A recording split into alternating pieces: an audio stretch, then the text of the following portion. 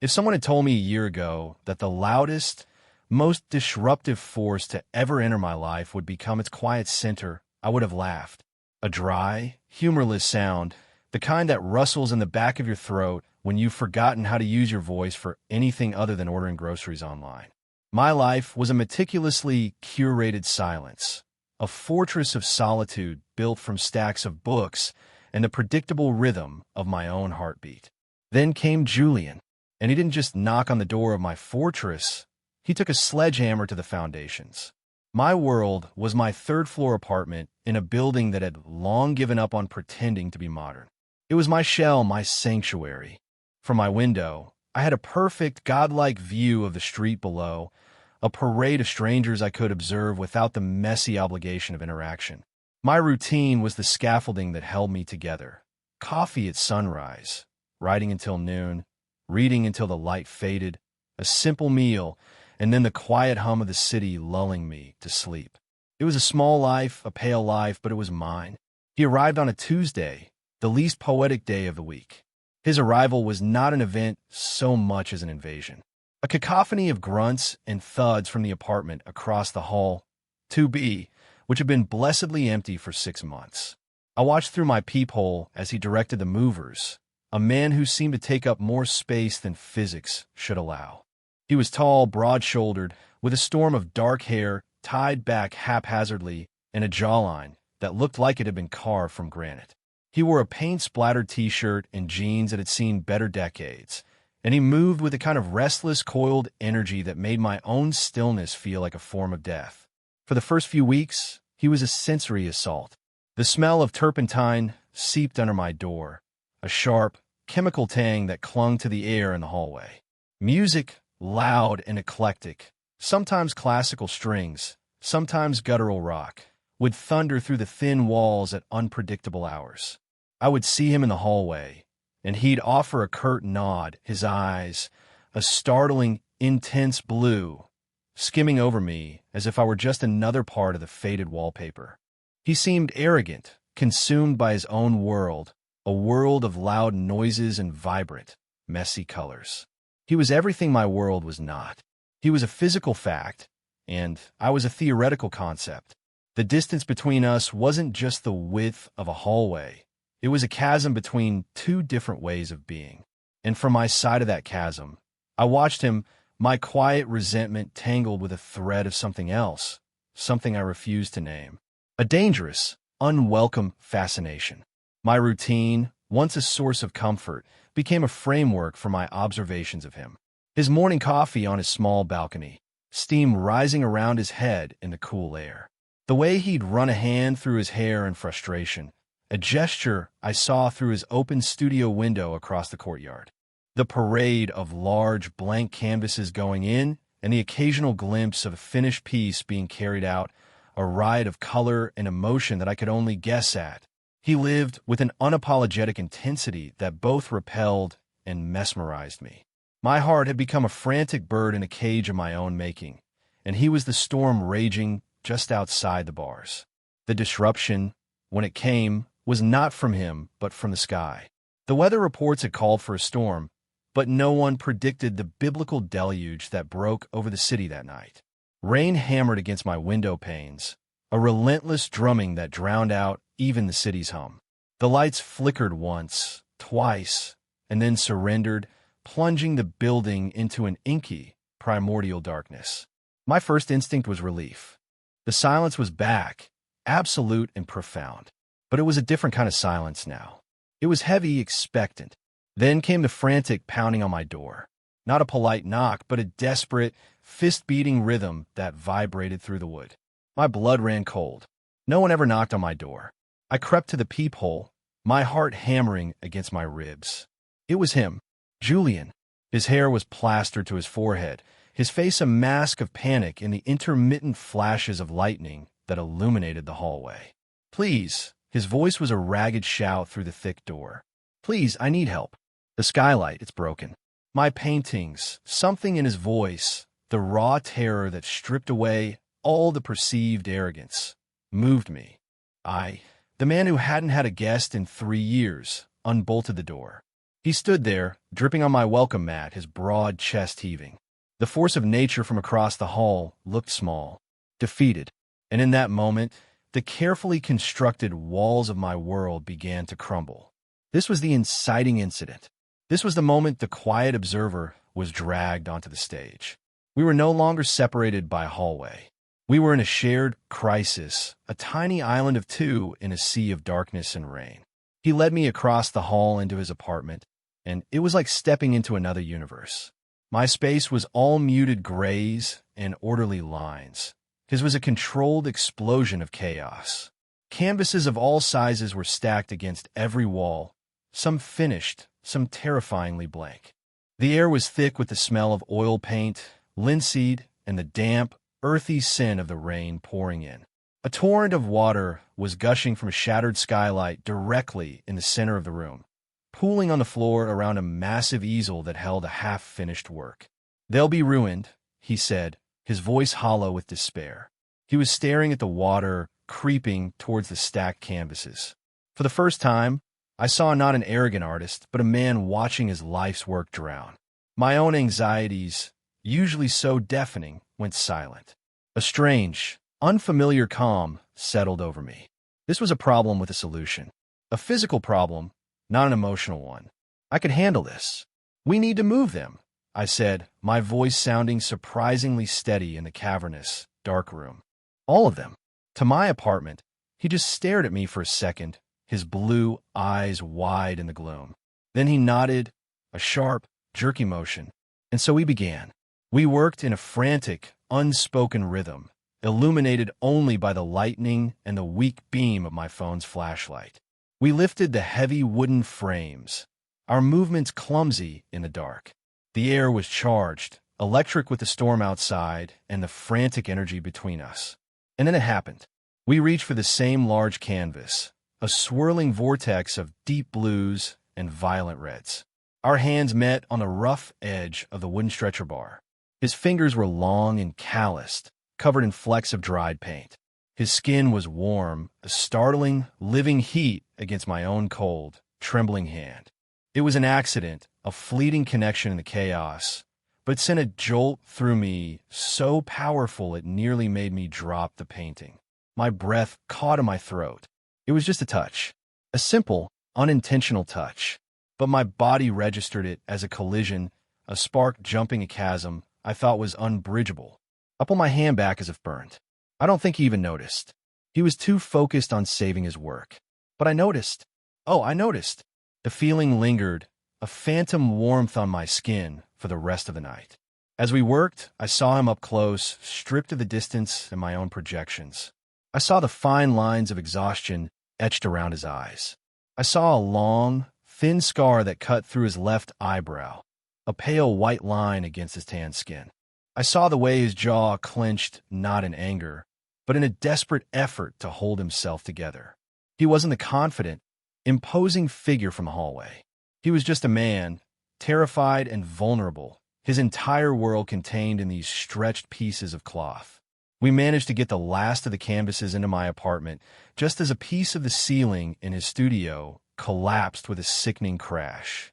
We stood in my doorway, looking back at the destruction, both of us breathing heavily, soaked and splattered with plaster dust. His shoulders sagged. "Thank you," he breathed, and the words were not a polite formality. They were heavy with genuine, desperate gratitude. "If you save them, it's okay," I said, and the words felt inadequate. He looked around my apartment, his gaze taking in the neat stacks of books, the minimalist furniture, the profound, overwhelming grayness of it all. His vibrant, chaotic paintings were leaning against every surface, transforming my sterile sanctuary into a gallery of raw emotion. They were like loud, passionate house guests who had crashed a funeral. "I'm Leo," I said, breaking the silence. It felt absurd to be introducing myself after all this time, after the shared intimacy of crisis. "Julian," he replied, finally meeting my eyes directly. In the dim light of my phone, his gaze was intense, searching. The power dynamic had irrevocably shifted. He, the man of action and confidence, had needed me. Me, the quiet man of inaction, had been the one with the plan, the steady hand, the safe harbor. The playing field, for the first time, felt level. And on that level field, something new and terrifying had begun to grow. We spent the rest of the night in my living room, surrounded by his art. The storm raged on, but inside, a fragile peace had settled. We didn't talk much at first. We just sat, listening to the rain, the adrenaline slowly seeping out of us. I made tea, a simple, domestic act that felt monumental. He cradled the mug in his large hands, the ceramic looking delicate and small. "I've never seen your work up close before," I said, gesturing to a canvas near me. It was a portrait of an old woman, her face a roadmap of wrinkles, but her eyes held a fierce, defiant light. It was breathtaking. He followed my gaze. A small, sad smile touched his lips. "That's my grandmother. She hated having her picture taken. Said it stole a piece of your soul. But she let me paint her. Said that was different. Said that was giving a piece of your soul so someone else could see it." He started talking then, really talking. He spoke about his art not as a job, but as a compulsion, a language he was more fluent in than words. He talked about the pressure, the loneliness of the studio, the constant battle between the vision in his head and the clumsy reality his hands produced. The arrogant facade I had constructed in my mind dissolved completely, replaced by this man who was fiercely passionate, deeply insecure, and profoundly lonely. It was a loneliness I recognized. It was a different shape from my own, but it was cut from the same cloth. "I see you," he said suddenly, his voice quiet. I froze, the teacup halfway to my lips. "What?" "From my studio window. It looks right into this 1 inch." He gestured vaguely toward my own window. "I see you sitting there. Writing, reading, just watching. You're so still." He said it not as an accusation, but as an observation, a statement of fact. "It's like you're holding your breath." My stomach filled with a swarm of angry bees. He'd been watching me. The observer had been observed. The shame was hot, prickling my skin. "I'm sorry," I mumbled, looking down into my tea. "I didn't mean to stare." "Don't be," he said, and his voice was so gentle it made my chest ache. I found it calming. All this chaos in here. He waved a hand around my living room, now his temporary gallery, and all that quiet over there. He looked at me, his blue eyes searching my face in the candlelight I'd lit. "I want to paint you." The bees in my stomach went still. The world stopped turning. The rain stopped falling. He wanted to paint me. Me, the gray man, the background character. "What?" The word was a whisper. "Because," he said, leaning forward slightly, his intensity a magnetic force. "I want to understand that stillness. I want to see what's inside it." And so began the strangest, most terrifying chapter of my life. A few days later, after the power was restored and his skylight was temporarily patched, I found myself standing in his studio. The space had been cleaned up, but it still felt like the den of a beautiful, wild animal. The air was thick with the familiar scent of turpentine, but now it felt less like an intrusion and more like an invitation. He had me sit in an old, worn armchair near the window. The light was soft, diffused. He fussed with the angle, with the way the light fell across my face, his fingers occasionally brushing my shoulder or my arm to adjust my position. Each touch was a small fire, a brand on my skin. My heart was a trapped bird, beating its wings raw against my ribs. "Just be normal," he said, stepping back to his easel. "Forget I'm here." A hysterical laugh bubbled up inside me. "Forget he's here." He was the only thing in the room, the only thing in my world. His presence was a physical weight, a gravitational pull that had reordered my entire universe.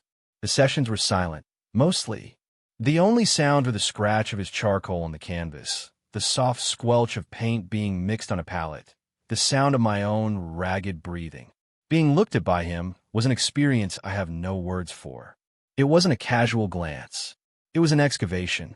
His eyes moved over my face, my hands, my posture, with a clinical, consuming focus. I felt seen in a way that was both terrifying and addictive. He was learning the topography of my face, the architecture of my solitude. And I was learning him. I watched the dance of muscles in his forearm as he worked, the intense concentration that furrowed his brow, the stray drop of cobalt blue that was perpetually smudged on his cheekbone. The barrier between us was shrinking with every session. The studio became a shared space, a bubble outside of time. We would talk sometimes, after he'd put his brushes down. He would tell me about his childhood in a small town, his difficult relationship with his father, his escape to the city. And I, in turn, found myself speaking of things I hadn't given voice to in years. My abandoned PhD thesis, my quiet fear of the world, the comfortable prison I had built for myself. He listened. He didn't offer solutions or platitudes. He just listened, his blue eyes holding mine, making me feel as though my small, quiet life was a story worth telling. One evening, the light was fading, casting long, dramatic shadows across the studio. He had been working for hours, a manic energy about him. I was tired, my body stiff from holding the same position. The silence in the room was different tonight. It was thick, heavy, humming with an unspoken tension that had been building for weeks. He suddenly threw his brush down. It clattered on the wooden floor, a startling, violent sound. "I can't," he said, his voice rough. He ran a hand through his hair, turning away from the canvas, away from me. "This is impossible. What is?" I asked, my voice barely a whisper. My heart began to pound a slow, heavy drumbeat of dread. He turned back to face me, and his eyes were full of a raw, desperate emotion that stole the air from my lungs. "You," he said, "I can't capture you. Every time I think I have it, you shift. There's something guarded. You're holding back." He took a step towards me, then another. "I can paint the stillness, Leo. I can paint the quiet. But I can't paint what you're hiding from me." He was standing in front of me now, so close I could feel the heat radiating from his body. He smelled of paint and sweat, and something uniquely, intoxicatingly him. "I'm not hiding anything," I lied, my voice trembling. "Yes, you are," he whispered, his gaze dropping to my lips. "And I think I am, too." And then he closed a small distance between us. His hand came up, his callous thumb tracing my jawline, a touch so gentle it felt like a question. My eyes fluttered shut. This is it. This is the moment the world ends. Or begins. His lips met mine. It wasn't a frantic, passionate kiss like the ones in movies. It was slow, hesitant, a question asked in a language we were both just learning. It was a kiss of profound, terrifying honesty. It tasted of loneliness and longing and the faintest hint of turpentine. My hands, of their own accord, came up to rest on his chest, feeling the solid, frantic beat of his heart beneath my palms. It was beating just as fast as my own. He pulled back slightly, his forehead resting against mine. We were both breathing hard, the air in the studio thick with everything that had just been said and everything that hadn't. "Leo," he breathed my name like a prayer, like a confession. That night, the physical space between us dissolved entirely. In the quiet darkness of his loft bed, surrounded by the ghosts of his paintings, we found a different kind of silence. Not an empty one, but one filled with the soft sounds of breathing, the rustle of sheets, the whisper of skin against skin. It was a language of touch, more honest than any words we could have spoken. I, who had lived my life as an observer, was finally, fully a participant. And in his arms, the frantic bird in my chest finally came to rest. It felt like coming home to a place I'd never been before. I woke to the pale, gray light of dawn filtering through the newly patched skylight. For a moment, I was disoriented. The smell of turpentine, the unfamiliar weight of the blanket, the warmth of another body next to mine. Then it all came rushing back, a tidal wave of memory and sensation. "Julian." I turned my head slowly. He was still asleep, his face relaxed and younger in the soft light. His dark hair was a mess on the pillow, one arm slung protectively over my waist. I watched the slow, steady rise and fall of his chest. I allowed myself, for one perfect, unguarded moment, to feel a sense of peace so profound it almost hurt. This is real. This is happening. I must have drifted back to sleep. When I woke again, the light was brighter, the sounds of the city were starting to filter in, and the space beside me was empty. Cold. I sat up, my heart immediately starting its frantic, panicked rhythm. The blanket was pulled around my waist. The other side of the bed was cool to the touch. "Julian," I called out, my voice a dry croak. Silence. I scrambled out of the bed, grabbing my discarded clothes from the floor. The studio was empty. The big canvas, the one of me, was turned to face the wall. A crushing, symbolic gesture. He couldn't even look at it. At me. A piece of paper was on the small kitchen counter. A note. My hand was shaking so badly I could barely pick it up. My stomach was a knot of pure, cold dread. It was a mistake. "I am sorry. You were just a subject." The words I expected to see. But the note just said, "Needed coffee." Needed coffee. 2 words. So simple. So mundane. But in the landscape of my anxiety, they were meaningless. He had left. He had woken up in the clear light of day, looked at me, and fled. The coffee was an excuse. An escape. The intimacy of the night had been too much. I had been too much. I stumbled back to my own apartment, the short journey across the hall feeling like a mile-long walk of shame. I closed my door, leaned my back against it, and slid to the floor. The silence of my own apartment rushed in to meet me. But it wasn't the comfortable, curated silence I was used to. It was a screaming void, an absence. It was the loudest silence I had ever heard. My mind began its vicious, familiar spiral. What had I done? I had broken my own rules. I had let someone in. I had mistaken an artist's curiosity for genuine affection. He wanted to understand the stillness, he'd said. Well, he'd broken it. He'd seen what was inside, and he had run. The self-recrimination was a physical poison, seeping into my veins, leaving me cold and numb. I was a fool, a lonely, pathetic fool who had dared to hope for a single night. The day crawled by, each minute an eternity. I sat at my window, but I didn't see the street below. I saw only the reflection of my own pale, drawn face. I watched his door, waiting. For what? For him to return with coffee and a smile and tell me I was being ridiculous?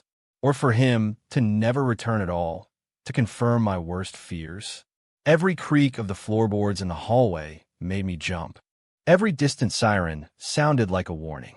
The sun began to set, painting the sky in hues of orange and purple that felt like a mockery. A whole day had passed, a day of silence. The hope that had been a tiny, flickering candle flame in my chest had been snuffed out, leaving behind only the bitter smell of smoke. My old solitude, my trusted friend, returned to wrap its cold arms around me. But it offered no comfort now. It only served to highlight the shape of the person who was missing from it. The fortress was rebuilt, but the ghost of the invader haunted its empty halls. I had tasted connection, and now my own quiet life tasted like ash in my mouth. I was making a pretense of eating dinner, a bowl of cereal, because I couldn't muster the energy for anything else when the knock came. Not the frantic pounding of the storm night. A soft, hesitant rap. Once, twice. My heart stopped. Then it started again, a painful, stuttering beat. I didn't move. Maybe if I stayed quiet, he would go away. Maybe it was better that way. Less pain. Another knock. A little more insistent this time. "Lau, please. I know you're in there." His voice. It was strained, tired. Not the voice of a man who had callously discarded someone. It was the voice of something else. Against my better judgment, I got up, my legs feeling like they were made of lead, and opened the door. He stood there, looking just as wrecked as I felt. His hair was a mess. There were dark circles under his eyes, and he was holding a small, rolled-up canvas in one hand. He wasn't holding a coffee cup. He'd been gone all day. "Can I come in?" he asked, his voice low. I stepped aside, a silent, grudging invitation. He walked into the center of my living room and just stood there for a moment, looking lost. The silence stretched, thin and fragile. "I'm a coward," he said finally, not looking at me, but at the floor. The words hung in the air between us. It was not the opening I had expected. "I woke up this morning," he continued, his voice rough with emotion, "and you were there, sleeping. And it was perfect, too perfect, and it terrified me." He finally lifted his head, and his eyes were filled with a vulnerability that mirrored my own. "Everything in my life is temporary, Leo.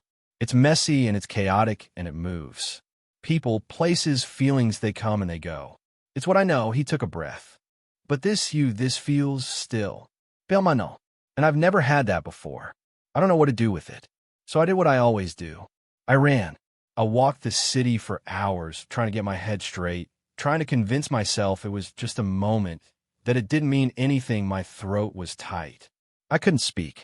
I could only listen as he dismantled every single one of my fears with his own. But it was useless, he said, a wry, self-deprecating smile touching his lips. Every street corner I turned, I was still there, in that bed with you. So I went to the studio. Not my home studio. A small space I keep downtown.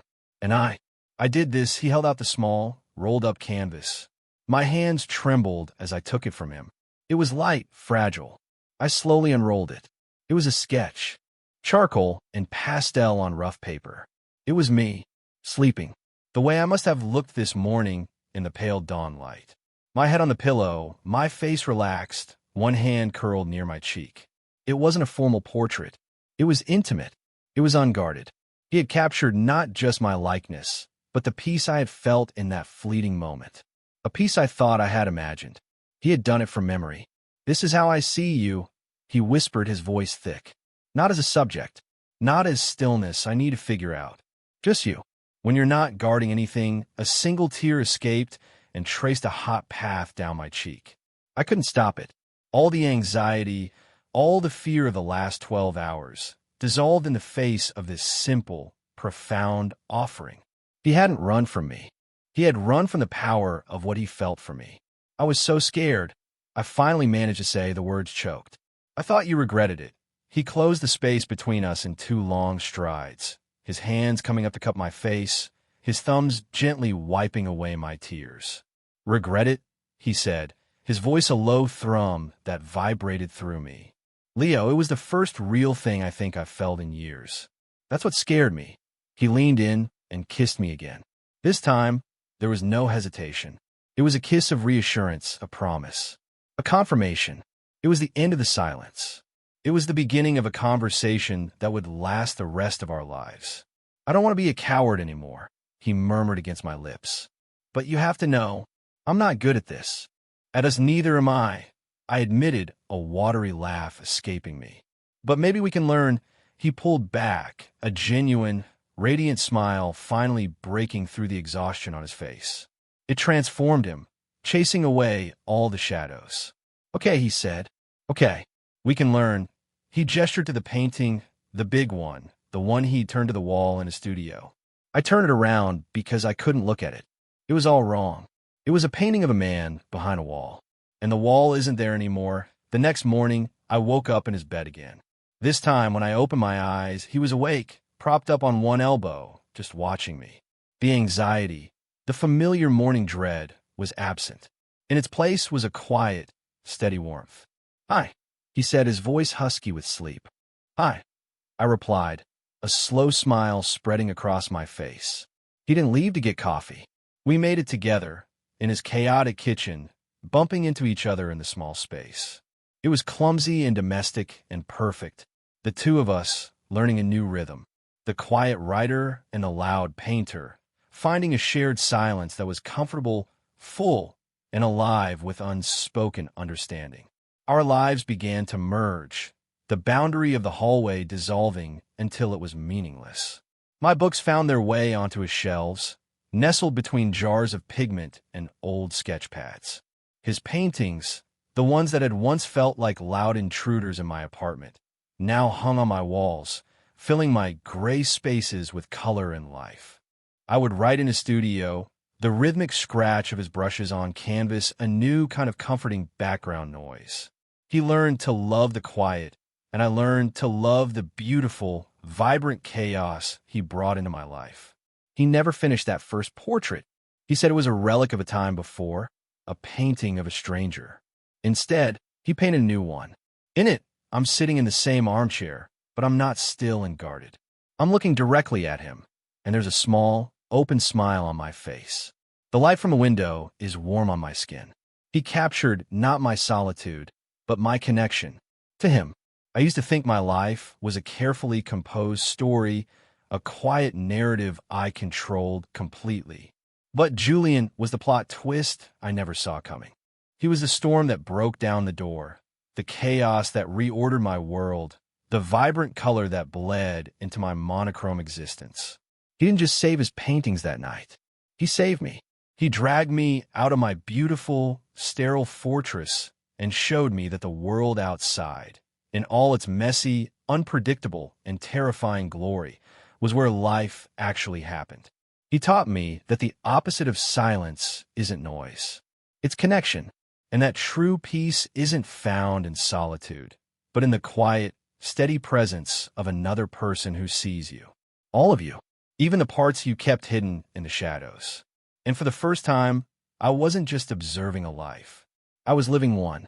Looking back, I realized that for 10 years I was a man holding his breath, just as he said. I was waiting. I just didn't know who or what I was waiting for. It turned out to be the man across the hall, a man with paint on his hands and a storm in his heart, who finally taught me how to exhale. Have you ever had a person enter your life who completely upended your world for the better? Someone who broke down the walls you didn't even realize you had built? Let me know your story in the comments below. We all have a Julian who changed everything. And if you enjoyed this story and want to hear more like it, please consider subscribing to the channel. Your support helps us create more content that celebrates love in all its forms. Thank you for listening.